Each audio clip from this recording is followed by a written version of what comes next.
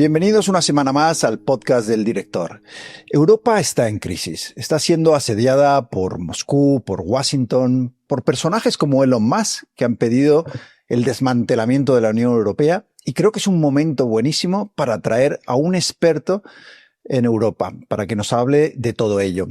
Karim Jalal-Beche, un placer tenerte con nosotros. Trabajaste 7 años en Bruselas. Tienes un canal estupendo que se llama El Viejo Continente, donde tratas un poco de divulgar cosas relacionadas con la Unión Europea. Y es verdad que la Unión Europea está en un momento delicado ahora mismo, ¿no? Lo está. Bueno, en primer lugar, David, muchas gracias por la invitación, un gustazo. Y lo hablamos también un poquito antes, que la Unión Europea se ha puesto muy de moda ahora, digamos, hay muchos temas trascendentales, pero ya llevaba años también teniéndolos y yo creo que esta tendencia va a seguir de aquí adelante. Evidentemente es un momento importante. Yo creo que así lo demuestran varias cosas que seguramente tocamos luego, de problemas geopolíticos, de informes importantes como el de Draghi que salieron pues hace poquito más de un año, que sí que muestran que la Unión Europea tiene que tomar decisiones importantes ahora, y si no las toma ahora seguramente ya dará igual si las toma en 5 años, porque se va a quedar muy desfasada en carreras importantes, desde tierras raras a microchips. Claro, de todo eso vamos a hablar, pero empecemos por esta moda de fustigar a la Unión Europea, ¿no? Que lo estamos oyendo en todos lados. Sorprendió el otro día un informe estadounidense en el que claramente la administración Trump pide el desmantelamiento, la desintegración de la Unión Europea. ¿Por qué crees que de repente hay este afán de que se disuelva la Unión Europea? Bueno, yo creo que los mayores problemas los tiene a nivel interno la Unión Europea. Sí, la amenaza no es tanto lo que digan los otros, sino un poco o sea, está anquilosada, está un poco viejuna, ¿no? Sí. Y yo creo que lo que falla principalmente es la comunicación. Y esto solo hay que mirarlo en nuestra infancia o lo que pasa actualmente en los centros académicos. No se enseña nada prácticamente de la Unión Europea. Es decir, a lo mejor recibes alguna charla puntual, sí que hay algún intento de asignatura que se ha metido en algunos centros, pero apenas hay nada. Y un ejemplo muy claro de que no tenemos ni idea de cómo funciona la Unión Europea, uno, son lo que comentabas de Elon Musk, las alegaciones de cómo abolir la Unión Europea y qué proponía en su lugar. Es como, vale, no has entendido nada de cómo funciona. Y dos, también un ejemplo muy claro y que fue un punto de inflexión en la UE, el tema del Brexit, que cuando se produce, a los semanas y meses siguientes se produce un 250% de incremento de búsquedas en Google de cómo funciona la Unión Europea. Sí, porque nadie lo sabía. Brexit. Nadie lo sabía. Pero es que ni siquiera los propios ideólogos del Brexit. Es decir, pertenecemos a una Unión Europea sin tener ni idea de cómo funciona, qué competencias tiene, qué competencias no tiene, cómo nos afecta al día a día. Bueno, de eso vamos a hablar. El sentimiento europeo varía bastante en función de los países, ¿no? Están los suecos, los alemanes y los holandeses, que están como los más a favor de la Unión Europea. Los españoles, curiosamente, todavía mantenemos bastante una actitud positiva. Y luego otros países, Francia, Hungría, Grecia, que salen peor, ¿no? Uh-huh. En Francia, por ejemplo, me sorprende que hay cada vez más gente partidaria de salirse de la Unión Europea, de hacerse su propio Brexit. ¿Cómo hemos llegado a este punto? Bueno, Francia tiene muchos problemas. Y es verdad que a la mínima están prendidos en llamas, literalmente. Tienen un problema político que van arrastrando a nivel aritmético, porque básicamente el gobierno de Macron no tiene una mayoría. Entonces, a partir de ahí, con los problemas de endeudamiento que tienen, han tenido que aplicar recortes y subir impuestos. Esto no lo pueden aprobar en el Parlamento. A partir de ahí, creo que fue a principios de este año, Bayrou, en su momento, uno de los no sé cuántos cientos de primeros ministros que ha tenido Francia en los últimos años. Sí, parece más Italia que Francia esto, del caos italiano al que estábamos acostumbrados, sí, que cambiaban de gobierno cada 2 por 3, ahora es Francia. Totalmente. Pues Bayrou, como no conseguía sacar adelante la idea de recortes que tenían para intentar mejorar un poquito la situación, aunque bueno, saber las consecuencias que podría tener eso, aprueba a través del 49.3 de la Constitución francesa, por decretazo, digamos, esos recortes. Eso genera aún más crispación y es un ejemplo de cómo la bola va aumentando en Francia. Y evidentemente, esto a quien beneficia la oposición directa, en este caso, Marine Le Pen con Agrupación Nacional. Una de las razones de que se fundara la Unión Europea es que los europeos dejáramos de matarnos entre nosotros. Es decir, si uno mira atrás a la historia de Europa, es guerras, es enemistades, es invasiones y demás. Entonces, oye, vamos a sentarnos y a resolver nuestros asuntos de una manera civilizada, ¿no? Y se crea la Unión Europea. ¿Sigue siendo para ti tan relevante como hace unos años el que sigamos unidos de alguna manera? Te diría que sí, por varios motivos, pero primero indago un poco en lo que comentas. Europa a nivel histórico ha sido un continente, si queremos definirlo como tal, de conflictos, guerras, pero que han marcado la historia no solo de Europa, sino del mundo. Las dos guerras mundiales, ha habido un montón de eh, problemas que han promovido un mayor desarrollo militar en Europa y en innovación en su momento respecto al resto del mundo. Es decir, la trayectoria lógica de Europa es que sigamos en guerra. Por eso es tan sorprendente y tan positivo que a partir de prácticamente 1945 se redujeron mucho los conflictos, no acabaron. Guerras yugoslavas, en los Balcanes en general hubo muchos conflictos, Rusia-Ucrania evidentemente es la gran herida que se ha reabierto, que parece que nunca se cerró del todo. Por tanto, sí que considero positivo que la Unión Europea haya marcado, con sus cosas buenas y malas evidentemente, pero un punto de inflexión en ello. Creo que es bastante positivo.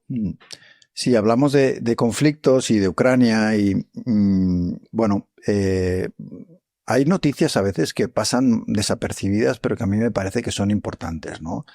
Alemania y Francia han anunciado planes para que vuelva la mili a esos países, es decir, otra vez un servicio militar obligatorio de la gente joven. Y las declaraciones que llegan, Macron diciendo hay que prepararse para una gran guerra. El otro día el secretario general de la OTAN, la gente de esta generación se tiene que preparar para una guerra como la que vivieron sus abuelos. Claro, se estaba refiriendo a la Segunda Guerra Mundial. Hay una especie de sensación de que la guerra de Ucrania podría expandirse más allá. No sé si tú ves ese peligro. A mí se me hace difícil imaginarlo. Más que nada porque si hablamos de que la Unión Europea como tal o la OTAN entra en una guerra directa como tal, con pruebas contrastables y a gran escala contra Rusia y que se pudiera aliar con Rusia, ejemplo Bielorrusia, que creo que es el caso más, podría ser el más directo, ese escenario es muy difícil predecir lo que podría pasar, pero evidentemente es un caos para todo el mundo. Es decir, yo no lo vería como un escenario a alcanzar, evidentemente, sería un escenario a evitar. Sí que es verdad que llama mucho la atención las declaraciones que comentas, porque a nivel de comunicación, si algo siempre ha destacado los altos cargos de la Unión Europea, las propias instituciones, esto es un proyecto de paz, gracias a la Unión Europea tenemos no sé cuántas décadas de paz en territorio de los Estados miembros. Entonces, que se esté planteando esta narrativa pueda ser más o menos certera o adecuada, evidentemente choca. Choca, pero porque, ya te digo, si una cosa ha hecho bien la Unión Europea a nivel de comunicación, ha hecho 1000 mal por cada bien, es poner en valor el espacio de paz que ha creado dentro de nuevo de los Estados miembros. ¿Y tú crees que Putin es una amenaza real para Europa? Buena pregunta. Yo diría que, dado los hechos que tenemos en los últimos años, te diría que sí. Pero es que creo que no todo parte desde el año 2022, la invasión a gran escala, y ni siquiera del punto de Crimea como tal. O sea, no solo hay que ver Ucrania. Si nos fijamos de nuevo en el Brexit, que es un tema por el cual de hecho empecé en YouTube, y me interesó mucho el tema de cómo afectó eso a la Unión Europea, al sentimiento euroscéptico y demás. En el propio referéndum del Brexit hubo injerencia rusa demostrada por el Parlamento británico, por un estudio que sacaron. Por ende, es que ya hay una guerra digital en el campo cibernético y aunque no es tan tangible y físico, evidentemente, como el de mar, tierra, aire o espacio, sigue siendo igual de importante y seguramente va a ser el más importante, no en el futuro, sino ya desde el mismísimo presente. Sí, es una guerra de desinformación, bueno, hay pruebas, ¿no? No solo respecto al Brexit, también hubo injerencias en el tema de Cataluña, en España, ha habido injerencias en casi todos los países. Hay una guerra soterrada, digamos, en la que, bueno, se está utilizando las redes y la comunicación para intentar perjudicar a otros, ¿no? Sí. Pero más allá de esa guerra, Rusia tiene hoy 700.000 soldados en Ucrania. A mí una cosa que me sorprende es que, a pesar de tener 700.000 soldados desplegados, a pesar de ser la potencia que se supone que es, solo haya en 4 años podido conquistar una cuarta parte, algo menos, del territorio ucraniano, ¿no? Por eso, cuando Europa habla de rearmarse, que es uno de los grandes debates ahora, oye, se van a gastar decenas de miles de millones en que Europa sea más poderosa militarmente. Y lo que se alega es que esto es para intentar contener a Rusia, ¿no? ¿Hasta qué punto está justificado ese rearme, en tu opinión?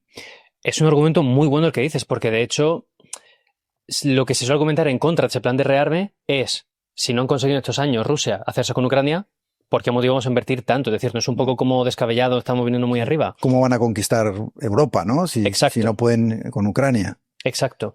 Yo es que creo que también un posible ataque, de nuevo, o invasión, o lo que pueda suceder, no tiene por qué ser físicamente como tal. Por ende, si nos preparamos a nivel cibernético, que requiere de mucha inversión, también es muy importante, porque no hace falta invadir con tanques un país para desestabilizarlo. Te puedes interferir en elecciones, puedes interferir en la opinión pública, a partir de ahí propios nativos autóctonos, digamos, crean una revolución más o menos silenciosa y a partir de ahí se puede derrocar un gobierno, se puede upar a otros que tengan una agenda más favorable a Rusia, Estados Unidos, China o un actor extranjero el que sea, y por ahí puede venir el claro, peligro. Porque una de las cosas que varios informes en Estados Unidos y en Europa están diciendo es que Rusia, entre sus estrategias, está precisamente el generar esa crispación en los países, ¿no? Ese enfrentamiento y aupar a partidos más radicales o apoyarlos para que lleguen al poder. Entonces, quizá te hacen el trabajo sucio, no hace falta que tú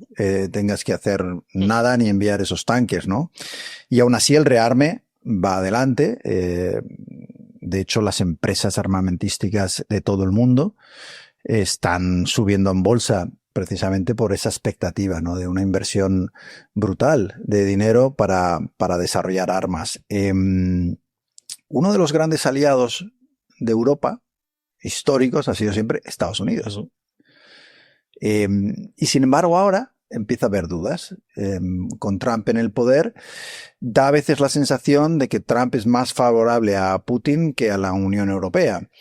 Y esta idea que teníamos los europeos de que los americanos iban a ser nuestro seguro de vida, en cierto modo, que acudirían a nuestro rescate si había problemas, se ha desvanecido un poco, ¿no? Sí, bueno, un poco bastante, yo te diría. Sí. Otra cosa es que los altos cargos lo quieran reconocer, porque ante cualquier ataque, como el que comentabas antes de la Estrategia de Seguridad Nacional de Estados Unidos, ese documento que ha sido un bombazo o sea, un punto de inflexión en las relaciones, aún así no lo quieran asumir, al menos de cara al público. Yo espero que en lo privado lo entiendan, lo asuman y lo discutan como el punto de inflexión que supone, porque si no, estamos, perdón por la palabra, pero más jodidos de lo que yo podía imaginar. Pero sí, Estados Unidos siempre ha sido como el seguro de la Unión Europea. De hecho, tras la Segunda Guerra Mundial, el famoso Plan Marshall, digamos que financia la reconstrucción por un interés de frenar el comunismo de ese entonces de la Unión Soviética, y desde entonces hasta ahora hay una influencia muy, pero que muy tocha. Por ese motivo, si bien se puede discutir mucho el plan de rearme por razones más que evidentes como las que comentabas antes, y argumentos que de nuevo yo también sostengo y mantengo ahí como un ojo con la cantidad que vamos a invertir si realmente merece la pena y no vayamos a hacer un efecto tote bag, ¿no? De crear un montón de tote bags, al final hemos contaminado más creando tote bags que manteniendo bolsas de plástico por el tema de uso necesario de las tote bags. Pues que no pase lo mismo con el tema de rearme. Pero la parte positiva que yo destaco de eso es que se han puesto de acuerdo en la Unión Europea para sacar algo. Para mí eso es siempre motivo de celebración porque cuesta mucho. Y lo único que espero es que de verdad ese dinero europeo de nuestros bolsillos se quede en industrias europeas. Porque países como Polonia o los bálticos les importa poquito que el dinero se vaya totalmente o principalmente a empresas estadounidenses y les sigamos comprando el armamento a ellos. Entonces, si vamos a hacer un plan de rearme europeo, creo que la lógica, y por ahí iba el plan de rearme, pero claro, se diluyó un poco por intereses nacionales de países del Báltico y Polonia, entre otros, pues la idea es que desarrollemos una industria de defensa europea y que el dinero europeo siga en Europa. Para mí esa es la lógica. Y luego seguirá habiendo muchas cosas mal. Invertiremos más, menos, será más o menos necesario, iremos más o menos lento, pero creo que lo mínimo es desligar a Estados Unidos en cuanto a la defensa. En el caso de Estados Unidos, sorprende un poco que su política exterior cada vez coincide más con la de Rusia, ¿no? Y en el lado europeo, en un poco decir algo de lo cual también se quejan los propios europeos, ¿no? En los países. Y es, Estados Unidos decía el otro día, ¿no? A través de uno de sus portavoces, los países europeos deben recuperar su soberanía, ¿no? Que no sea Bruselas la que decide en España qué políticas o qué medidas tiene que llevar a cabo, ¿no? Y este es un sentimiento que está creciendo en otros sitios, ¿no? ¿Hasta qué punto la gente comprende ese mecanismo, ¿no? De qué competencias tiene Europa, qué competencias tiene España en este caso, o cualquier otro país europeo? ¿Y tú ves legítima esa queja de gente que dice, hemos cedido demasiado poder a Bruselas?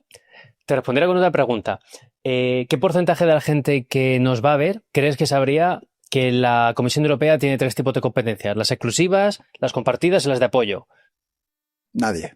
Es que como el 1% por creer que al menos alguien me va a decir, sí, a mí me suena que he leído algo o alguien alguna vez, es el segundo problema. Yo no culpo a la gente directamente del desconocimiento, directamente, No, hay parte de culpa. Los políticos no están informando. Evidentemente. Quiero decir, ni comunicando como deberían. Exacto. O sea, yo los 7 años que pasan en Bruselas los he pasado muy cerca también de los corresponsales españoles en Bruselas, que son la gente, digamos, lo más parecidos a mi gremio, a nuestro gremio de creador de contenido ahora en YouTube y nuevas redes. Y yo hablo con ellos, tanto en público como en privado, tanto en directos en mi canal como en Petit Comité. Me han dicho, claro que hay un interés y son secreto a voces, que hay ciertas élites europeas que no quieren que la información se difunda, porque cuanto más información hay, más les hacemos rendir cuentas. O sea, son élites europeas que están encantadas en que haya confusión sobre lo que supone la Unión Europea. Sí, y de ahí también que muchas veces yo compro el argumento de que, oye, no es hipócrita pintar a Putin como el único mal cuando dentro de la Unión Europea tenemos líderes que también están jugando a la desinformación y desmantelando sus propios países. Sí. Por eso yo creo que la crítica tiene que ir bastante repartida. Ya no sé qué peso le pondría dentro de la UE o a actores externos, pero el principal problema yo creo que lo tenemos dentro. Si dentro hubiera una buena base, pues a lo mejor desde fuera os da que los protegen mejor. Pero es que desde dentro ya hay propios gobiernos europeos que hacen más planes cortoplacistas por rédito electoral que planes a largo plazo eficientes para los países a nivel de unión. Tú has trabajado en el Parlamento Europeo. Como becario. Sí, fuiste becario allí. Es donde mejor se ven las cosas desde esa posición. La verdad que sí, porque fíjate que yo cuando entré para allá entré en modo muy euroescéptico, la verdad. Yo tenía muy comprada la narrativa euroescéptica. ¿Y la experiencia te hizo cambiar? Sí, he tenido 2 picos. O sea, entré muy como euroescéptico, entré al Parlamento Europeo, paso 7 años en Bruselas, ese proceso me hace darme cuenta de lo imbécil que he sido tragándome argumentos que son objetivamente mentira, como el tema de la soberanía, que luego si quieres indagamos en ello otra vez.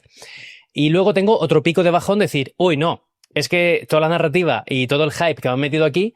Luego empiezo a leer papers, empiezo a investigar, empiezo a hacer mis vídeos de YouTube y me di cuenta que hay muchos europeístas de boquilla que no son europeístas si entendemos eso como quiero una Unión Europea más independiente y autónoma. O sea, la imagen que tenemos de Bruselas y de Estrasburgo y del Parlamento y de los funcionarios europeos es gente que gana un pastizal, que no trabajan mucho, que están todos los días inventándose regulaciones absurdas. Es decir, esa es un poco la imagen que hay, ¿no? Sí. Y que yo creo que no sé hasta qué punto es o no real. Supongo que tendrá también algo de tópico. Tiene bastante de tópico, pero luego, como siempre, ya entramos en... Hay que especificar. Estamos hablando de la... Todos serán iguales, claro. Claro, pero también por instituciones, ya no solo por persona o por individuos, sino por instituciones. El trabajo del Parlamento Europeo, de los eurodiputados, no tiene nada que ver con el que hacen los comisarios, por ejemplo. No tiene nada que ver con el que se hace en el Consejo de la UE, los ministros de los gobiernos nacionales. No tiene nada que ver con el que hace en el Consejo Europeo, los presidentes y primeros ministros de los países. Por ende, creo que se ha cogido como tópico el Parlamento Europeo porque es la institución que más podemos asemejar a algo español o algo nacional, que es el Parlamento, el Congreso de los Diputados. Y claro, ahí basta con que una vez en 15 años un eurodiputado haya aparecido dormido o no se haya explicado bien sus semanas de trabajo para decir, van a dormir al Parlamento o vaya, han dado la firma para el cheque de la dieta y no han venido. Pues eso tiene su explicación. La explicación muy brevemente es, los eurodiputados tienen varias semanas de trabajo en un mes, tienen 4. Hay una semana que es trabajar los documentos que luego se llevan al Pleno. La segunda semana, pongamos, es el Pleno. La tercera semana son la Semana Verde, que se llama. Es decir, los eurodiputados vuelven a sus países nacionales para intentar cerrar esa brecha de Bruselas / tu país de origen y hablan con personas que tienen un problema local, regional, nacional, para intentar llevar eso a Bruselas, a Estrasburgo, donde sea. Y luego la otra semana son los son las delegaciones. Son como pequeñas representaciones de eurodiputados que van a diferentes países. De esta manera, la Unión Europea, a través de diferentes personas que representan diferentes ideologías, hablan con Estados Unidos, Chile, Japón o el país que toque. ¿Qué pasa? Que de ahí la gente resume muchas veces, con mala intención, algunos de ellos, muy mala intención, de, los eurodiputados trabajan 4 días al mes, solo van 4 días a Estrasburgo. Correcto, pero es que el resto de tiempo están también trabajando. ¿Habrá casos de gente que no trabaje? Claro, yo he conocido eurodiputados que no dan para el agua, pero he conocido otros que no paran de currar como cabrones. Entonces... Sí, que no podemos generalizar tampoco, ¿no? Claro. Todos los eurodiputados son unos vagos. Exacto. Hay. Pero yo te compraría la generalización solo, al menos, si realmente conociéramos el trabajo de los eurodiputados. Pero volvemos a lo mismo.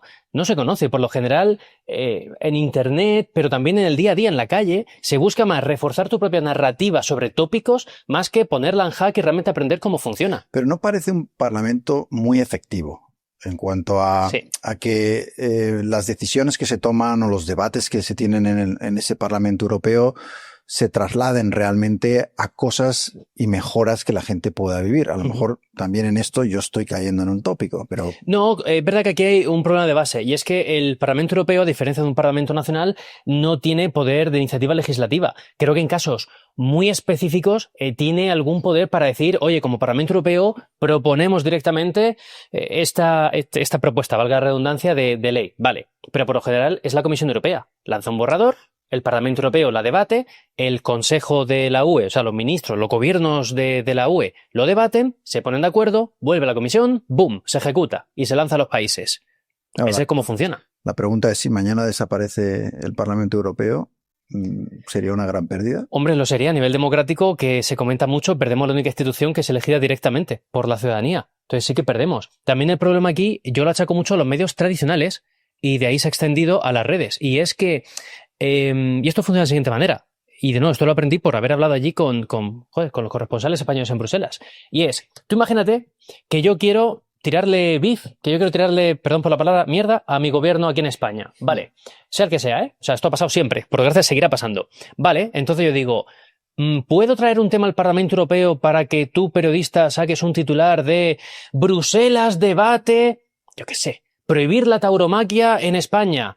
Sí, puedo hacerlo. Vale, pues voy a hacer un debate en el Parlamento Europeo y hablaremos sobre ello.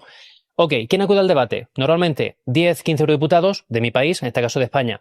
Ok, ¿de ese debate pasa algo? ¿Hay legislación? ¿Hay una votación? ¿Hay una investigación? No, es un brindis al sol. Es como si tú y yo aquí nos ponemos de acuerdo ahora con el podcast del director está en contra de la tauromaquia. No ha cambiado nada. Hemos expresado nuestra opinión. Alguien puede sacar un titular de estas personas que antes tuvieron estos cargos o que tienen un cargo están en contra de la tauromaquia. La gente automáticamente piensa que la Unión Europea ha tomado un rol que no le corresponde porque ha sentenciado que está prohibido en España. No, es una opinión, es un debate entre colegas eurodiputados, pero que se vende como si tuviera una gran importancia. Y esto, cuando se ve que no la tiene, daña evidentemente la imagen de la institución y también de la sensación de la soberanía. ¿Quién es la Unión Europea, ese ente abstracto, esa nube oscura que flota por nuestras cabezas para decidir si la tauromaquia, el aborto, el comunismo, el franquismo está prohibido o es legal? Claro, es que no pasa, es un debate efímero. Luego vamos a continuar con la Unión Europea, sus instituciones y los problemas que tiene, pero es que en tu canal encontré una curiosidad que quiero que nos comentes, ¿no? Ojo, porque dentro de esta sensación que tiene la gente que dice no quiero ceder soberanía a Bruselas y demás, bueno, de repente tú nos cuentas que existe una cosa llamada República Libre de Liberland, que es un país quizá el más desconocido de Europa, en caso de que esto se pueda considerar un país.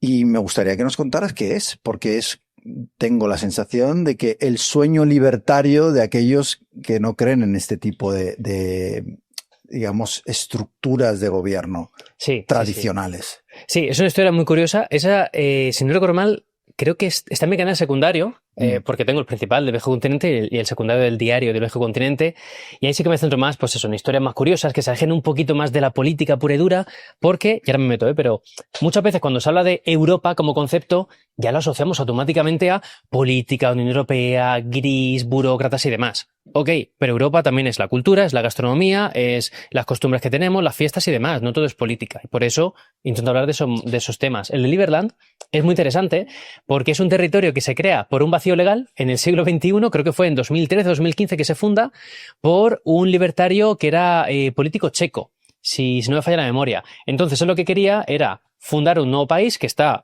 pegado a la frontera de Serbia, en un territorio que no está disputado. Es decir, Serbia nunca lo ha reclamado, los otros países que están por ahí tampoco lo querían, y entonces dijeron, vale, nuestro.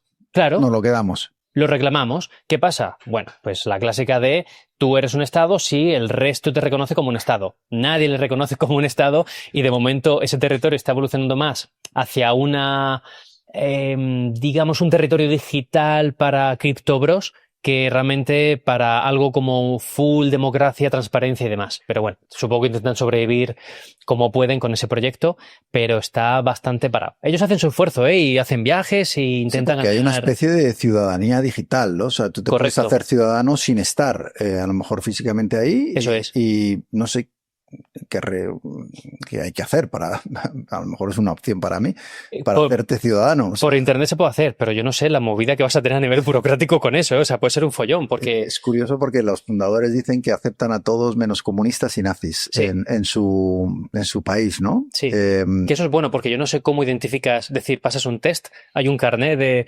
Es decir, se te puede colar cualquiera. Me parece un poquito, bueno, necesitamos gente, necesitamos números, que venga todo el mundo, pero de cara a la galería ponemos esto. Bueno. ¿Quién fue el creador de este invento? ¿De Liberland? Sí. No recuerdo el nombre, es un político checo, como te decía, rubio con ojos azules, o sea, es una cara muy característica, Jedicka, creo, o algo así, es que además es complicado, claro, sí, para los españoles decir su apellido. Jedicka se llamaba. Tiene mucho trasfondo en tema de política, visión muy libertaria, evidentemente. Bueno, entre las cosas que piden es menos impuestos. Eso es. No sé, a lo mejor terminan convirtiéndose en una Andorra o algo parecido, ¿no? Podría ser, pero el camino lo tienen muy complicado. Sí, bueno, para empezar porque nadie les reconoce, con lo cual, si no te reconocen... Y además que la policía croata, creo que era concretamente ellos, cada vez que entran a Liberland, les detienen. Les detienen, les dificultan entrar porque, claro, están en una laguna, en un vacío legal, cuanto menos trambólico. Entonces, bueno. Volvamos a los problemas de Europa. Como decía, Elon Musk y Trump, Putin, hay mucha gente que le encantaría que la Unión Europea desapareciera como esa unidad, ¿no? De casi 500 millones de europeos. Uno de los golpes más duros que recibe ese proyecto de la Unión Europea fue el Brexit, la salida del Reino Unido en el 2020. ¿Fueron engañados los británicos? Sí. Yo te diría claramente sí. Por el dato que te decía al inicio, que demostró ese más 250% de ese incremento en las búsquedas en Google de qué es la Unión Europea, qué hace la Unión Europea. La gente votó sin tener ni idea de lo que votaba. Sí, yo creo que pasa por lo general, pero evidentemente cuando planteas un referéndum tan mal hecho como el del Brexit, donde ni siquiera pones un baremo de 60 o 40 necesario para decir que sí, sino es un, no. Si el 50,001% dice que sí, para adelante.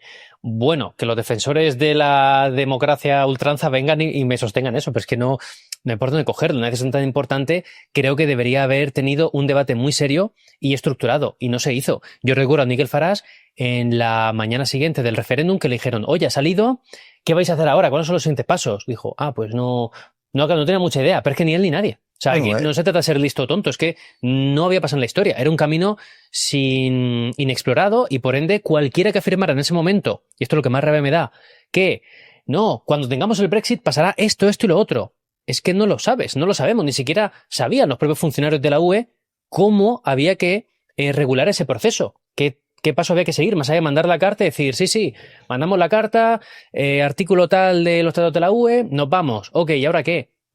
Ponte a romper tratados, ponte a reconfigurar las relaciones de todo. Movilidad, economía, nivel social, político, es una movida enorme. De hecho, de todas las promesas que hicieron los favorables al Brexit, se puede decir que prácticamente ninguna se ha cumplido. incluidas algunas que eran las principales, ¿no? El objetivo era parar la inmigración. Sí. No se ha conseguido. No, de hecho, si no me falla la memoria, 2022 o 2022, récord histórico desde... De llegadas. Sí, de migración neta. Es decir, sumando la gente que se fue ese año y la gente que entró, Reino Unido tuvo unos 745.000 personas nuevas que acogió en total. No que llegaran, sino neto. De nuevo, que quede claro. Esto fue el doble de la cifra que tenían en 2016, momento en que votan referéndum del Brexit. Hombre, yo entiendo que los conservadores evidentemente se han hundido no solo por este motivo, pero principalmente por este motivo. Y esa es la razón también de que a partir de 2020, 2021 también coincide con el coronavirus, pero todos los partidos euroscépticos duros de la UE pasan a ser más blanditos, muchos de ellos, y dejan de hablar de salir. De golpe ya la idea no da rédito electoral, la gente dice, uy, encima estamos ahora con la movida del coronavirus, yo no quiero salir, la gente normalmente en momentos de crisis, patrón de conducta sociológico, vuelve a lo estable, el bipartidismo se refuerza y el eslogan de hay que salir de la Unión Europea se cambió por el que está actualmente más extendido, que es hay que reformar la Unión Europea desde dentro. Y la idea de estos partidos más euroscépticos es que las instituciones pierdan poder respecto a los países, que los países ganen más soberanía respecto a las instituciones, básicamente. A mí siempre me pareció el Brexit una de las decisiones políticas más estúpidas de la historia moderna por varias razones, ¿no? Pero una de ellas es los británicos tenían lo mejor de ambos mundos. Es decir, tenían todo lo bueno de la Unión Europea y luego tenían aquello que no les gustaba, la moneda. No queremos el euro, vamos a mantener la libra. No hay problema. Hay un acuerdo sobre cualquier asunto. Nosotros no lo vamos a firmar. Bueno, no pasa nada. Es decir, tenían todas las ventajas de estar dentro sin muchas de las desventajas. Y aún así votan en contra y salen de ahí. Y tengo la sensación, y no sé si a ti te pasa lo mismo, de que la decadencia del Reino Unido se ha acelerado desde entonces. Sí, sí, de hecho... En todos los aspectos. El propio, creo que era el Banco de Inglaterra, había asociado los grandes problemas económicos del Reino Unido, no únicamente al coronavirus, aunque es muy difícil desligarlo, también tuvieron muy buen timing con eso, se salvaron muchísimo de que ocurriera, porque si no habrían quedado muy expuestos. Todos los problemas económicos habrían sido mucho más fácilmente ligables al Brexit, pero sí que relacionaban el Brexit como uno de los grandes problemas a nivel económico, social y político del Reino Unido. De hecho, la crisis política ahí sí que es incuestionable. Las movidas que han tenido con el gobierno, la gran caída de los conservadores, es por la malísima gestión del Brexit. O sea, eso no hay ninguna duda. Pero es que todavía hay gente que lo discute de hoy eso de no, el Brexit es el modelo a seguir. Bueno, si quieres arruinar a tu país y que funcione mal y justo no recuperar tu soberanía, no mejorar las fronteras y estar peor a nivel de tasa de empleo también, pues adelante. Pero yo creo que nadie que quiera lo mejor para su país querría eso en principio. ¿Y tú ves la posibilidad de que un día los británicos vuelvan a la Unión Europea? No lo descarto, pero lo veo muy, pero que muy improbable. Porque... Sobre todo a corto plazo es imposible, no. pero a largo plazo que vuelva un movimiento más proeuropeo que pueda tener éxito. Si eso pasara, sería en primer lugar porque se ha hecho una muy buena comunicación y pedagogía sobre la Unión Europea, sea la que sea, en, yo qué sé, 15, 50, 100 años. Pero es que si volvieran, yo creo que los altos cargos de la Unión Europea les tendrán que imponer cosas más durillas, como ahora sí que entréis en Schengen, ahora sí que entréis en el euro, y yo creo que son líneas rojas que los británicos, sean muy europeístas o no, dudo que vayan a aceptar. Entonces entramos en un choque de líneas rojas. No se les va a dejar entrar para que 3 años después venga alguien y les engañe otra vez y se vuelvan a ir. Claro, o sea, sobre todo porque el referéndum del Brexit de 2016 no fue el primero. El primero fue en el 75 del Brexit. Lo que pasa que ahí creo que más del 70% de los británicos votaron a favor de quedarse en la entonces Comunidad Económica Europea. Pero es que, por eso te digo que el Brexit 2016 era como, otra vez estamos con estas. Lo que pasa que, claro, en 2016 las redes sociales ya estaban y, como te digo, el mismo día del referéndum no me quiero colar con el dato, pero del 1,5 millones de tweets que se pusieron sobre el tema del Brexit, 500,000 lo pusieron el 1% de las cuentas en Twitter. O sea, es una barbaridad de datos. Esto lo saca Twitter directamente, cuando se lo pide el Parlamento británico. Esas cuentas se asociaron unas 4.000 a Rusia y 800 potencialmente a Irán. Es lo que tú comentabas antes, ¿no? Que Rusia hizo una operación, para debilitar a la Unión Europea. Sí. intentando promover el voto a favor del Brexit y ganaron. Sí. Bueno, teniendo como tontos útiles al propio Farage, ¿no? Sí. Farage. Bueno, y Boris Johnson, yo no sé hasta qué punto también se benefició de Johnson, sí. de ello, que era la cabeza en ese momento del gobierno. Pero sí que una cosa quiero dejar clara en esto, porque mucha gente, cuando yo comento esto en YouTube, bueno, salen con whataboutismos de no, pero ahora va a ser inseguro votar físicamente. No, la gente votó físicamente y ahí el Parlamento británico aseguró, no ha habido ningún problema con el voto físico. Sí que ha habido manipulación y desinformación a nivel digital, y eso ha hecho que la gente vote lo que vote. Me dices tú, ¿suficiente para el Brexit? Bueno, hubo un 2% de diferencia solo de votos. A lo mejor sí que fue determinante esa desinformación. No, yo creo que está siendo clave. O sea, la desinformación en muchos casos, como dices tú, las elecciones se están decidiendo por muy pocos votos. Las americanas en Estados Unidos también se decidieron por muy poco. Y bueno, el ir a un podcast como hizo Trump, Joe Rogan, con millones de seguidores, puede decantar unas elecciones a favor o en contra de alguien. Sí. Eso es así. Estamos hablando de salir de la Unión Europea y de menos unión, la posibilidad, que hay gente que es lo que quiere, y luego hay propuestas muy curiosas de más unión, pero ya no solo de la Unión Europea, sino de países concretos. Y a mí hay una que me fascina especialmente, y es la Unión Ibérica. Es decir, la posibilidad de que dos países que son vecinos, como España y Portugal, y que de una manera extrañísima viven de espaldas el uno al otro, no digo que se conviertan en el mismo país, aunque hay quien lo pide, pero sí que estén mucho más unidos y defiendan sus intereses juntos. Y tú has hablado de esto en el viejo continente, en tu canal. Sí, porque es verdad que a nivel histórico tenemos unos vínculos con Portugal mayores que con ningún otro país de la Unión Europea. Además, el idioma es muy parecido. Joder, físicamente están al lado, es que son hermanos. Tú vas para allá y aunque no hables portugués, haces el día a día en Lisboa, en Oporto, donde sea, tranquilamente, y a la inversa también pasa. Hay mucha afinidad cultural, enseguida nos sentimos como de igual a igual, no lo percibimos como si viene, además tirando del meme, un francés, no lo sentimos igual, hay mucha más simpatía por lo general entre portugueses y españoles. Pero sí que es verdad que todavía a nivel de infraestructura de conexión entre un país y otro no está del todo bien. Se podría mejorar mucho más las conexiones ferroviarias, por ejemplo. Bueno, para mí es increíble que todavía no haya un AVE entre Madrid y Lisboa. Por ejemplo. Me parece un disparate. Esa desunión, esa falta de comunicación y de infraestructura básica para unir dos países que, como dices tú, son hermanos. Sí. Pero luego sí que es verdad que, aunque no estemos unidos como tal en un solo país, que también será complicado porque, claro, ahí es que por lógica numérica los portugueses palmarían. Porque al final hay más españoles, por ende, si se hace algo proporcional, van a ser una minoría dentro de la península ibérica. Entonces, al nivel de representación de instituciones o cómo se hiciera un reparto de un hipotético gobierno conjunto, creo que siempre tendrían las de perder. Yo viendo cómo está la política española, casi preferiría que fueran ellos los que nos conquistaran a nosotros de alguna manera. Gente, sí. Y yo creo que esa manera de debatir la política un poco más civilizada que tienen los portugueses nos vendría estupendamente. Sí, ¿no? y también el tema de los pactos, hilando con lo que dices. Sí. No se rayan tanto con eso, no montan un escándalo, entienden que la política al final es gobernar para un país entero y tendrás que pactar para intentar sacarlo mejor adelante y tienes que ceder y negociar. Sí. Pero bueno, aquí todavía no está. Bueno, tienen su polarización porque todo el mundo está más polarizado, pero es verdad que están en otra liga comparado con lo que estamos viviendo en España, lo que se vive en Estados Unidos y otros sitios, ¿no? Sí.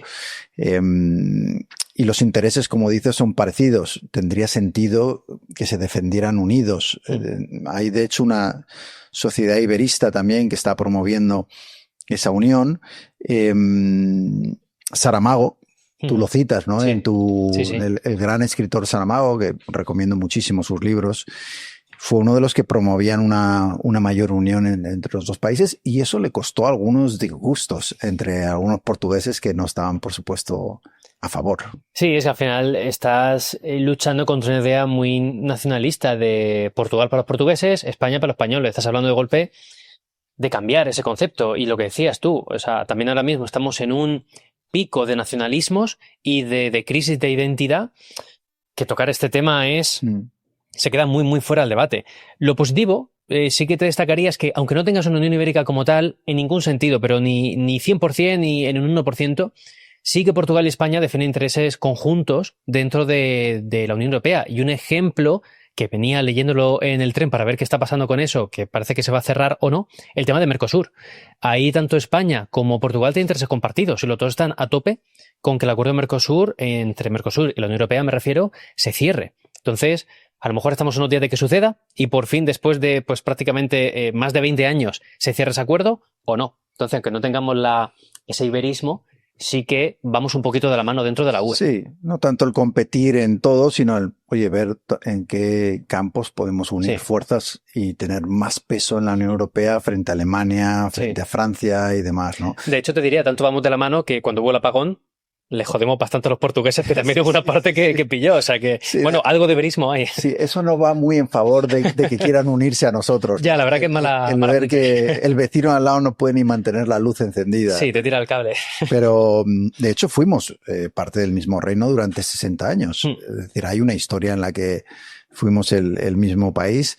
Pero luego, bueno, las cosas de la historia y de la geopolítica nos separaron. Y yo sí que siento a veces que Portugal es una gran desconocida a pesar de la cercanía, ¿no? Y ahora yo creo que eso está cambiando, está mejorando, pero creo que sigue siendo para mí curioso que esa cercanía no se traslade en una conexión mayor entre nosotros, teniendo en cuenta todo lo que tú has dicho de similitudes que tenemos con ellos, ¿no? Sí, yo entiendo que el turismo, como dices, sí que va ayudando poco a poco, se hacen, los viajes están mucho más baratos que hace una década, 2 décadas, es mucho más fácil, tienen más opciones, entonces, bueno, lo puedes planificar mejor y eso yo creo que irá ayudando. Pero al final, si ya incluso alejándonos del tema de la Unión Europea, si ni siquiera terminamos de comprender a nivel político cómo funciona nuestro país, y muchas veces nos liamos con Comunidad de Madrid, ya, pero ¿quién tiene la competencia? ¿La comunidad o la ciudad como tal? ¿Es el ayuntamiento? Si nos liamos incluso con eso, o nos hacen el lío, mejor dicho, con eso, pues imagínate también entender cómo encajar a Portugal. Esto lo veo yo constantemente en redes sociales, ¿no? El desconocimiento tan grande que hay sobre cómo funcionan las competencias, ¿no? A veces, por ejemplo, se ve claramente que la gente en España no sabe que la educación es una competencia de las autonomías, que la sanidad también es una competencia de las autonomías, que hay que pedirle responsabilidad muchas veces no al gobierno central, que tiene muchas responsabilidades y mucha culpa en otras muchas cosas, pero hay cosas concretas, sobre todo en competencias que llevan décadas transferidas, que tenemos que exigirle también a esos líderes comunitarios, ¿no? Totalmente. Y para mí yo te diría que el principal problema como tal de eso no es tanto el desconocimiento, sino que la gente se reafirme en el desconocimiento. O sea, no es tanto el problema como que seas tonto, sino que seas un tonto motivado, que te crees que sabes lo que ocurre, que tienes la razón. Para mí también eso sí que porque yo creo que escogemos a quien criticamos en función de nuestros prejuicios ideológicos, ¿no? Sí. Y no queremos echarle la culpa a alguien que sea de nuestro partido o de nuestra ideología, y entonces le echamos siempre la culpa a unos o a otros, ¿no? Sí. Yo creo que ahí falta un poco de espíritu crítico a veces. Falta muchísimo espíritu crítico. Es yo creo que el gran problema. Es el problema. Porque eso se traslada a lo que votamos, se traslada al sistema democrático que tenemos, se traslada a una menor rendición de cuentas y se traslada a que luego dices tú, uy, ¿por qué están saliendo estos planes en la Unión Europea? Vas escalando y dices, ¿en qué momento hemos decidido? Pues mira, por no tener juicio crítico, hemos tomado esta serie de decisiones que han conllevado a un plan de rearme, a menor producción en la Unión Europea de microchips, a creer que Ucrania tiene tierras raras confirmadas y no. O sea, una serie de cosas que al final son súper importantes y que acaban leyendo en titulares. Hablando de polarización y de falta de espíritu crítico y de lo que yo creo que es uno de los grandes problemas que tiene hoy la Unión Europea, es el señor Orbán y Hungría. Un aliado de Putin, que además, dado el sistema de voto de la Unión Europea, que muchas veces exige unanimidad, pues tiene capacidad de ralentizar o de bloquear a veces acuerdos importantes, ¿no? ¿Tú cómo ves el papel de Orbán en la Unión Europea? Bueno, a nivel narrativo, te diría que a mí como divulgador me parece guay que alguien tenga un perfil de villano a nivel narrativo. Sí, necesitamos un villano. Exacto. Y él es el... Exacto, hablando de storytelling. Además no parece que le importe. Es necesario. ser el claro. villano. Yo creo que disfruta de esa posición. Sí, totalmente. O sea, le hace un actor mucho más relevante. Hungría al final es un país de 10 millones, que su población va decayendo, que su economía está fatal. La crisis de vivienda, nos quejamos en España, en Hungría están muchísimo peor. Y los datos son públicos, los compartió la Unión Europea haciendo una media de todos los países. Porque tienen los salarios más bajos y precios totalmente disparados. Sí. Entonces, están bastante fastidiados y también a ver qué pasa en las próximas elecciones si finalmente Orbán cae y este partido etista, no sé cómo se pronuncia, me matarán aquí los húngaros, pero este partido de Peter Magyar a lo mejor se hace con el gobierno o al menos gana, no consigue conformar un gobierno, pero puede ser un punto de inflexión. ¿Pero tú crees que Orbán aceptaría una derrota o viendo un poco que No. ha puesto la judicatura Sí. de su favor, las instituciones están a su favor, Uh-huh. hay una presión sobre los medios de comunicación? Uh-huh. No sé hasta qué punto, si perdiera las elecciones, aceptaría el resultado. No, yo creo que de hecho meses antes de las elecciones irá cocinando ese caldo de cultivo de fraude electoral, injerencia, Bruselas ha metido fondos o está hablando sobre otros candidatos para potenciarlos y demás. Yo entiendo que pasará porque es seguir la trayectoria lógica de la narrativa de ese partido. Pero es que han pasado cosas en Hungría que de verdad... O sea, yo aquí siempre digo, a la gente en la Unión Europea le puede gustar el líder que quiera. Evidentemente, faltaría más que tú no apoyes la visión de Orbán, que tú no apoyes el... No, tiene sentido porque a Orbán le vienen muy bien los vínculos con Rusia, por el gasoducto, la energía, el gas ruso barato y demás. Ok, te lo compro. Pero hay cosas indefendibles. Y es, por ejemplo, el tema de la prohibición del Día del Orgullo. Ya no es algo que vaya en contra de la propia libertad y que se intenta promover y defender dentro de la Unión Europea, sino que además el tío autorizó el uso de software de inteligencia artificial para detectar, por reconocimiento facial, detectar gente que se reuniera para el Día del Orgullo y multarles con hasta 500 euros. En Florida no me acuerdo del cambio, pero bueno, era 500 euros en total. Eso, paradójicamente, va en contra de la propia ley de inteligencia artificial de la Unión Europea. O sea, un tío que su narrativa la basa en Bruselas, burócratas, llega 1984 de Orwell. Acabas de implementar, o sea, acabas de permitir que la policía libremente reconozca a la gente en espacios públicos para multarles por reunirse por cuestiones ideológicas. Esto pasó desapercibido. Yo subí un vídeo y aún así pasó desapercibido. Esto me sirve para lanzar mi discurso europeísta. A ver. No, porque, o sea, yo he vivido en Asia muchos años, en Europa muchos años, en Estados Unidos. He viajado a medio centenar de países como periodista, cubriendo dictaduras, democracias. Y a mí una cosa que me da rabia, ¿no? De cuando escucho a gente quejarse de la Unión Europea, con razón muchas veces, porque la burocracia, líderes irrelevantes que muchas veces no solucionan los problemas, todo eso yo estoy de acuerdo. Pero claro, si yo comparo los sitios donde yo he vivido y he vivido en dictaduras con la Unión Europea, las libertades, el nivel de vida, la seguridad social, la manera en la que se protege a aquellos que se quedan atrás por las circunstancias que sean, me parece que no hay en el mundo ningún espacio, ninguna región que tenga los derechos, las libertades que tiene alguien que pertenece a la Unión Europea. Y claro, cuando yo escucho a gente comparar eso con Putin y con Rusia, tampoco les veo correr para ir a vivir allí, ¿no?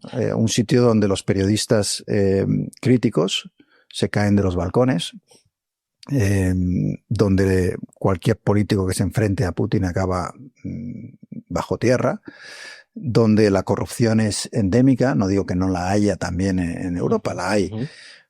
Pero quiere decir que comparativamente con todos los defectos que tiene la Unión Europea, es un lugar en el planeta absolutamente privilegiado para nadie que haya tenido la experiencia de vivir en otros lugares, ¿no? Entonces, creo que a veces se nos olvida eso. Y con razón criticamos, oye, porque pagamos los impuestos y nos cabreamos cuando se malgastan y demás. Pero creo que no nos damos cuenta del privilegio que es despertarte en un sitio donde no tienes que temer que alguien llame a la puerta de tu casa a las 12 de la noche para llevarte a la cárcel porque has opinado algo que no le gusta a un líder, ¿no? Y me parece que es importante tenerlo en cuenta, ¿no? Y bueno, Orbán te puede gustar más o menos, pero yo creo que es indudable que en cuanto a respeto de los derechos humanos, pues no está siguiendo los parámetros mínimos de alguien que quiera pertenecer a la Unión Europea. Y aquí mi pregunta. No es posible, igual que hemos hablado del Brexit, uno se puede ir voluntariamente. ¿Qué hacemos si tenemos a alguien que rompe los principios básicos de la Unión Europea? ¿Cómo te lo quitas de encima?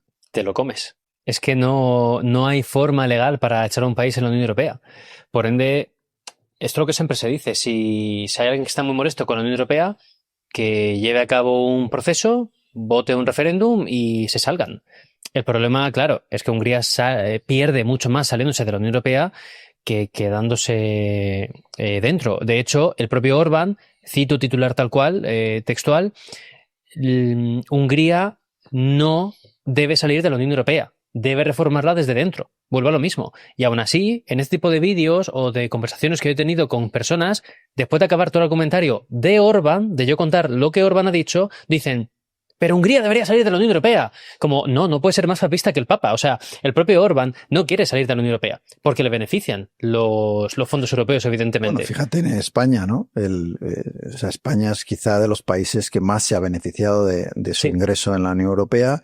Algunos que tenemos ya una edad hemos vivido todo. Yo recuerdo los carteles de fondos de la Unión Europea que construyeron vías de tren, aeropuertos, carreteras, que nos dieron dinero para mejorar el sistema sanitario, la educación. Es decir, España en gran parte dejó, ese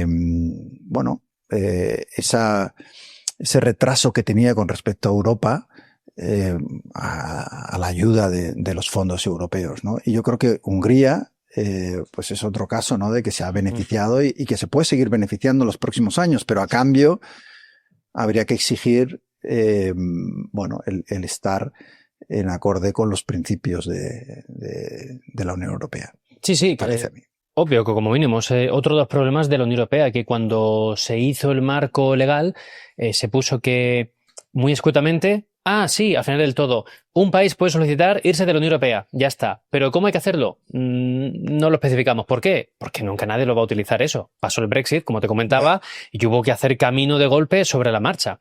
Entonces, si Hungría, si el gobierno de Orbán realmente estuviera tan a disgusto con la Unión Europea, y creo que ya es el líder, el primer ministro más longevo que lleva, creo que lleva desde el año 2010, era Rutte también, pero ya se fue de Países Bajos, ha tenido tiempo para plantear un referéndum y salirse. Si Orbán no acepta, por ejemplo, una derrota electoral y decide mantenerse en el poder y convierte el país en una dictadura, no habría una manera de echarlo y dentro de la Unión Europea tendríamos una dictadura, ¿no?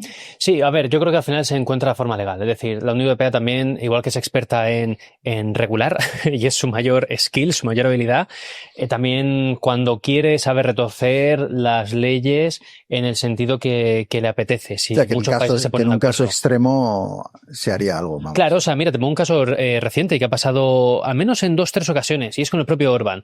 Hay cuestiones que se votan por mayoría, por unanimidad en la Unión Europea. Es decir, cuestiones de política exterior, vamos a poner sanciones a Rusia. Esto es muy conocido. O los fondos a Ucrania. Se requiere que los 27 gobiernos de la UE se pongan de acuerdo. Ok. Orbán dice que no. Son 26 contra 1. Hostia, ¿de verdad un país de 10 millones está bloqueando a 440 millones? Sí, son las normas de la UE. Vale, ¿qué hacemos? Pues Scholz, en su momento canciller alemán, hace unos años, dice: oye, Víctor, ¿por qué no te das un paseo mientras estamos votando esto? Nosotros votamos y como es legal que si todos los de aquí presentes votamos que sí y tú no, pues oye, esto sale para adelante. Orbán, ¿y qué gano yo con esto? Bueno, tú no has votado que sí y no has votado que no. A tu gente le puedes decir: nos han excluido de la votación, no tienen en cuenta, mantienes tu narrativa, nosotros votamos lo que queremos, un win-win. Y se hizo. Eso sí, pasó. Porque al final es un tipo práctico que lo que quiere es claro, fundamentalmente sobrevivir en el... Sí, entonces al final, bueno, hay formas con las que se puede lidiar, sean más legales o no, pero hay formas que la Unión Europea pues va encontrando los líderes para lidiar con esto. Un caso curioso en la Unión Europea es el de Meloni en Italia, en el sentido de que mucha gente tenía miedo de la llegada de Meloni y qué iba a suponer eso para la Unión Europea, y ha resultado ser una defensora bastante férrea de la Unión Europea. Sí, sí, sí. Para empezar, un caso muy curioso porque ella cuando llega creo que fue octubre de 2022, aunque ya desde la pandemia fallan mucho las fechas, cuando llega es un caso curioso porque una fuerza que viene con la etiqueta muy marcada además de ultraderecha se posiciona contra Rusia, se posiciona a favor... Desde el principio, sí. Se posiciona a favor de Ucrania y se posiciona a favor de la OTAN. Claro, esto choca mucho con otras fuerzas muy fuertes de ultraderecha, como puede ser el partido de Geert Wilders, de La Libertad, el PVV, de Países Bajos. Eso ya marcó, en mi opinión, un poco el decir, parece que esta mujer, esta figura política, viene a romper un poco estos moldes. Y bueno, ha seguido con ello adelante. De hecho, yo creo que lo más llamativo de Meloni ahora mismo es el tema migratorio, el llamado modelo Meloni, que parece que la Unión Europea va camino de querer implementar. Así que, sin lugar a duda, Meloni yo creo que es una de las grandes figuras de poder en la Unión Europea ahora mismo, y una en la que habrá que fijarse, porque también la etiqueta de ultraderecha ha cambiado mucho, se ha moldeado bastante por su postura en ciertas políticas de la Unión Europea. Sí, de hecho tiene una posición curiosa porque tiene, como dices tú, un peso importante en la Unión Europea y una buena comunicación con Donald Trump en Estados Unidos, ¿no? Es un enlace también ahí que podría, aunque no está saliendo muy bien esto, el intentar suavizar un poco las posturas de Trump con respecto a Europa, ¿no? Que a mí me chocan porque a veces me parece que son más agresivas hacia Europa, el aliado tradicional estadounidense, que hacia la Rusia de Putin, que ha sido tradicionalmente un adversario de Estados Unidos, ¿no? Sí. Y ahí, no sé, Meloni me da la sensación de que puede jugar un papel, ¿no? Y por cierto, sigue siendo popular en Italia. ¿Cómo puede afectar el hecho de que más partidos a la derecha de la derecha, es decir, de extrema derecha, suban en las encuestas, o que en Francia, por ejemplo, Le Pen consiga el poder? Hay claramente un giro de la Unión Europea a la derecha. Sí. O sea, Sánchez es casi una excepción, uno de los pocos que quedan de la izquierda. ¿Y esto, de qué manera tú crees que puede afectar al funcionamiento de Europa? A ver, yo creo que ya desde las últimas elecciones europeas de verano 2024 claramente se ha visto un cambio. Todo lo que se metió de acelerón, digamos, en políticas verdes sobre todo, se está frenando y se está tirando para atrás.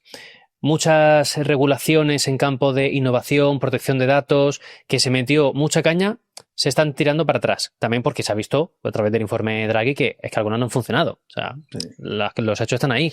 Pero sí que es verdad que la Unión Europea, y también el tema migratorio, que ahora el modelo Meloni... se está endureciendo la política migratoria, siguiendo un poco el ejemplo de Meloni. Sí, y se están intentando llegar a las costuras legales. De hecho, España se ha quedado un poco sola en esto, sí, queriendo una apertura mayor o mantener la situación como está, ¿no? Sí, sí, sí.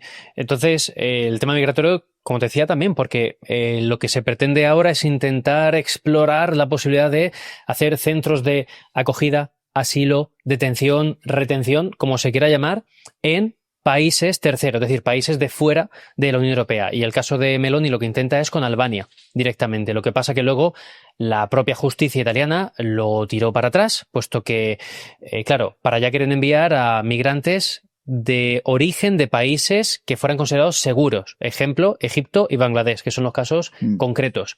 Lo que pasa que la justicia italiana consideró que no eran seguros esos países, puesto que si no son seguros en todo su territorio, no se pueden considerar seguros. Este caso se elevó al TJUE y el tema está ahí bloqueado. Por eso hay que ver si la Unión Europea avanza hacia ese modelo o no, pero sí que es evidente que hay un giro hacia la derecha conservadora y concretamente ultraconservadora. Y que se va a notar en las políticas de los próximos años, claro, claramente, ¿no? Sí, sí.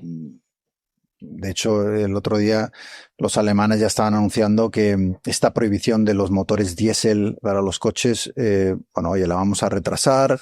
Es decir, lo que decías tú de las políticas medioambientales, migratorias, bueno, hay una tendencia claramente hacia políticas más conservadoras, más de derechas.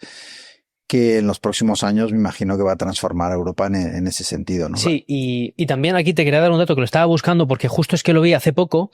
Dave Keating, un corresponsal espectacular de la UE allí en Bruselas, que de hecho es un periodista estadounidense, puso un gráfico muy guay que en 2015 los gobiernos que estuvieran a favor del movimiento MAGA, Make America Great Again, eran 6 en Europa, no la Unión Europea, en Europa. Sí. A día de hoy, 2025, son 11 gobiernos, pero no se queda ahí. O sea, no se lo han pasado de 6 a 11, sino que hay 8 partidos con esa ideología liderando las encuestas en sus países, ejemplos de Francia, Alemania, el Reino Unido, y esto no solo va a tener implicaciones para el tema de las políticas en la Unión Europea, sino también para estos países, o sea, estos partidos que ya gobiernan o que pueden gobernar fácilmente en cuestión de meses, años, y que tienen agendas favorables a Estados Unidos, van a ayudar a implementar esa agenda de subordinación total que ahora ha propuesto Donald Trump y de manera mediática Elon Musk. Pues si eso pasa, ya no estamos fastidiados a nivel interno por las políticas o no que se tomen, sino porque estaremos volviendo a estar mucho más aún bajo el paraguas de Estados Unidos, en el mal sentido. Dependerá mucho más de ellos, estaremos más desunidos y eso al final, claro, a Estados Unidos le interesa porque puede negociar de tú a tú con los países y no con un ente grande. Claro, yo creo que para mí es claro, ¿no? La intención de Trump en parte es esa. Es decir, al final cuando tienes una unión de 450 millones de países con un poder económico fuerte, que además están ahora intentando rearmarse y ser también una potencia militar, al final eso se convierte en un adversario. Es mucho más fácil y puedes presionar mucho mejor a países más pequeños y con menos influencia, ¿no? Sí.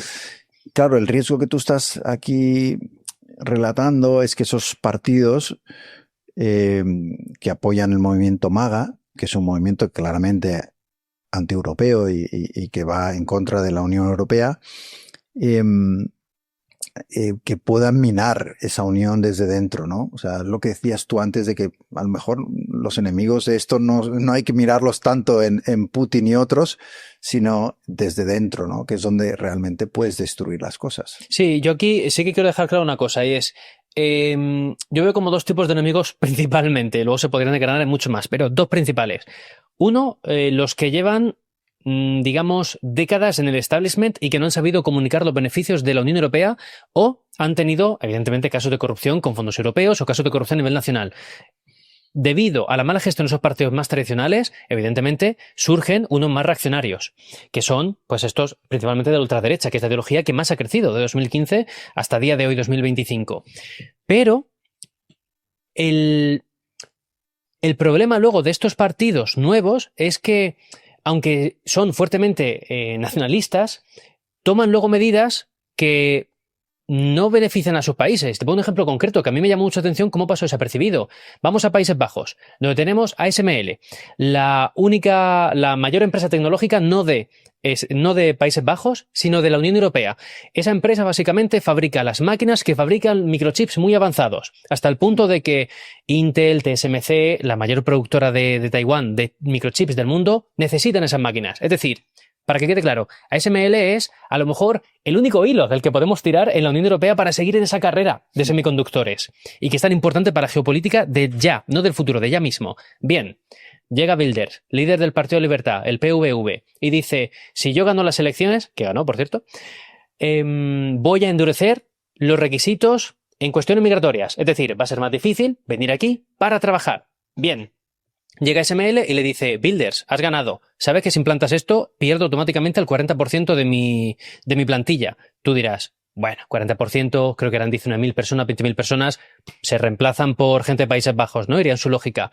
No, porque esa gente lleva décadas haciendo un trabajo muy específico y muy técnico. Claro, tú no puedes reemplazarlos en cuestión ni de años. Una formación. Claro, ASML se planta y dice, si implementa estas medidas nacionalistas, movemos nuestra sede de Países Bajos, nos vamos. Dices tú, ¿este tipo de verdad con medidas nacionalistas para mejorar el país ha puesto en juego la mayor empresa tecnológica que tiene la Unión Europea? Evidentemente no se hizo al final, por suerte. Bueno, pero a eso me refiero de que tanto partidos tradicionales han cometido errores muy gordos como los nuevos los están cometiendo. Bueno, porque es más fácil el discurso que a la gente le gusta, populista, claro, buscando la reacción, y otra cosa es la realidad sobre el terreno. De hecho, esto le pasó también a los británicos con el Brexit, que de repente se encontraron, sí, vamos a impedir que vengan personas de Pakistán y demás, ¿no? Y resulta que luego tuvieron una crisis porque no tenían conductores de camiones. Sí, sí, sí. Y no podían llevar los productos de un sitio a otro, y entonces los precios empezaron a subir. Quiere decir que dentro de estas cosas, el mensaje fácil siempre, esto a favor o en contra, luego es mucho más complejo, ¿no? Y de eso va la política, de ir más allá de la simpleza del mensaje y ver los efectos negativos y positivos que tiene cada medida, ¿no? Sí, sí, sí. Y de hecho hay un plan que fue muy conocido, te quería hablar de ello porque también va relacionado con el tema de migración y por eso está muy candente.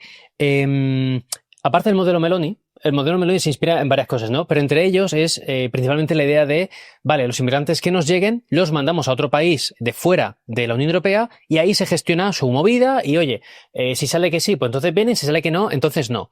El Reino Unido, bajo el gobierno de Sunak, 2022-2023, pone en marcha el Plan Ruanda. El Plan Ruanda, básicamente, los inmigrantes que lleguen nunca podrán entrar al Reino Unido, se van directamente a Ruanda. Oye, pero si en Ruanda se gestiona su asilo y les dan el ok, se quedan en Ruanda, un país tremendamente seguro por nadie, o sea, confirmado por nadie. Bien, dices tú, pero imagínate que yo soy fuertemente nacionalista, estoy muy en contra de la inmigración y me he comido toda la narrativa de Sunak en ese momento, de Farage ahora. Ok, vale, ¿a cuánto te sale el plan?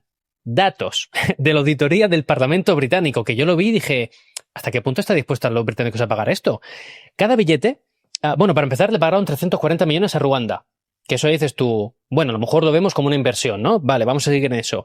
Cada billete de inmigrante deportado a Ruanda era 13.000 euros, cada billete. También, una vez que estuvieran allí, se le dan ayudas para que se pueda mantener, Ruanda no lo va a poner, 23.000 euros por cabeza.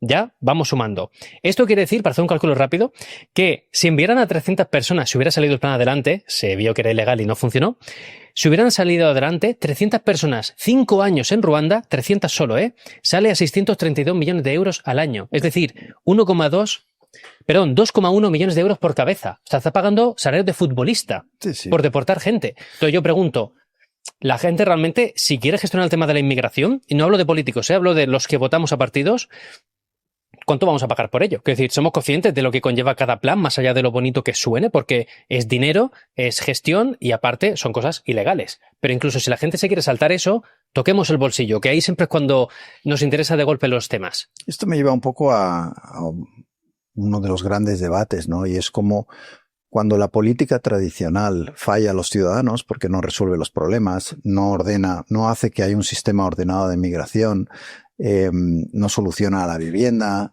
o la precariedad y demás, al final lo que viene es populismo que te dice, yo tengo la solución. 3 frases. Lo mandamos a Ruanda, yo he solucionado la migración, ¿no? Cuando evidentemente luego es insostenible, cuando empiezas a ver la letra pequeña de eso y sabes que eso no es una solución, que la solución tiene que pasar por otra manera de gestionar la migración. Sí.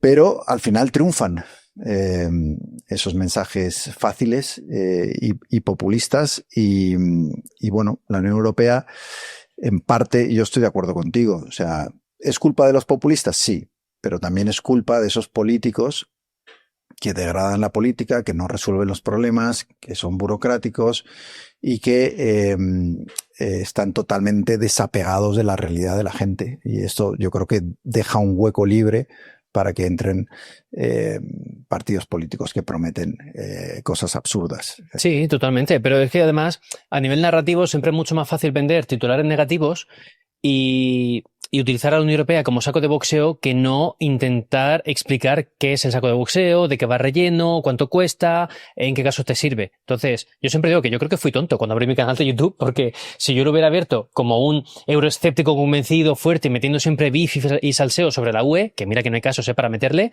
Habrías crecido mucho más. Hombre, yo tendría, 5 veces más o 10 veces más de visitas, más suscriptores, más dinero y bastante más partidos políticos que están en auge intentando meterme mano. Bueno, ese es un debate que todos los que estamos en este mundo tenemos, ¿no? Yo sé qué vídeos funcionan mejor. Claro.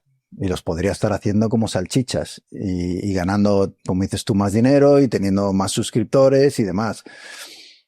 Pero luego hay una ética y hay un intentar que en este podcast o tú en el caso de la Unión Europea pues sean educativos, sean útiles, sean informativos y no sean ni manipulados ni tengan otras intenciones, ¿no? Entonces, bueno, por eso traemos a gente interesante como tú, que nos hable de una manera moderada de cosas supuestamente aburridas. Bueno, son aburridas. Como la Unión Europea es aburrida. Es aburrida, es poco sexy. O sea, no te prometo millones de visualizaciones. Tampoco venía con esa expectativa. Yo creo una charla tranquila y guay. Pero yo creo que hay más gente interesada en estas cosas de las que pensamos. Y al final... no podemos ser esclavos de un algoritmo que lleva a la polarización, que nos lleva a lo que decías tú, a atraer a la gente que hace más ruido o más escandalosa, ¿no? Porque entonces, digamos que se degrada mucho el debate público. O sea que, así que encantadísimo de que estés aquí. Creo que es importante que la Unión Europea, como dices tú, no se trata de romper la Unión Europea, que me parece uno de los grandes inventos de la geopolítica de los últimos siglos. Recordar que Europa era un continente en el que nos matábamos a menudo. Ahora tenemos una unión con objetivos comunes que yo creo que merece la pena. No es destruir ese proyecto, es reformarlo. Es cambiar aquello que no funciona y hemos hablado, pues, las instituciones, la burocracia, las regulaciones, porque en esto de la regulación, y tú lo mencionabas antes, hay un riesgo importante de que Europa se quede atrás, ¿no? Inteligencia artificial. Se está quedando atrás, ya. Nos estamos quedando atrás. Sí. Chinos y estadounidenses van claramente por delante.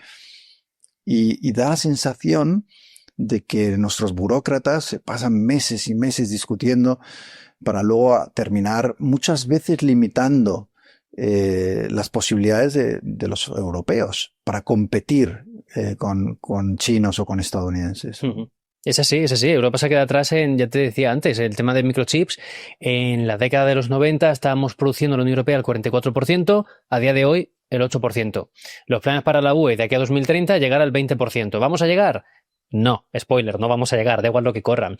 Mario Draghi, en su informe, y que estuvo en Madrid hace poco, en noviembre... Que yo me lo leí, es brutal el informe. Sí, es porque espectacular. Describe de una manera descarnada, pero con datos, cómo Europa se está quedando atrás. Exacto, sí, o sea, a través del informe Draghi sí que se puede confirmar que la Unión Europea está en decadencia en varios sentidos, a nivel de innovación, a nivel demográfico, que también cada vez somos una población más envejecida y ya somos el continente más viejo del mundo, y esto es un problema, porque el modelo actual que tenemos de pensiones, de fuerza laboral, no se va a sostener a partir de 2050 si todo sigue así. Entonces, que una persona como Mario Draghi ponga los puntos sobre las sillas, como se suele decir, yo creo que es bastante importante. Y aún así, por desgracia, de todo el informe que salió en septiembre de 2024, a día de hoy han pasado ya algo más de un año, se ha aplicado el 11% de las medidas, tan solo. El 11%. Y cerca del 23% ni se han tocado. O sea, más de un año después, casi una cuarta parte del informe Draghi, que es un punto de inflexión, o debería serlo,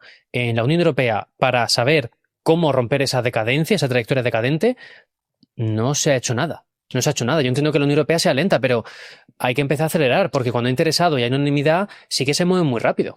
Sí, es una lentitud desesperante y el riesgo es que si nos quedamos atrás, si la promesa de mejorar la vida de la gente no se cumpla, entonces sí que vamos a ir pues a gente que va a conseguir convencer a la mayoría de que este proyecto no merece la pena, ¿no? Claro. Esperemos que no, esperemos haber convencido a algunos de vosotros de que la Unión Europea yo creo que merece la pena si conseguimos cambiarla, mejorarla, reformarla. Y ha sido un enorme placer tenerte aquí para contarles a nuestros oyentes, espectadores, más sobre la Unión Europea. Seguid su canal, El Viejo Continente, porque yo creo que aquellos que estéis interesados vais a encontrar información muy útil y relevante. Así que, Karim, un placer. Nos vemos muy pronto. Muchas gracias, un gusto enorme. Y a todos vosotros nos vemos la próxima semana con otro invitado muy interesante. No os olvidéis de suscribiros al canal y darle a la campanita, así también estaréis avisados cada vez que colguemos un vídeo.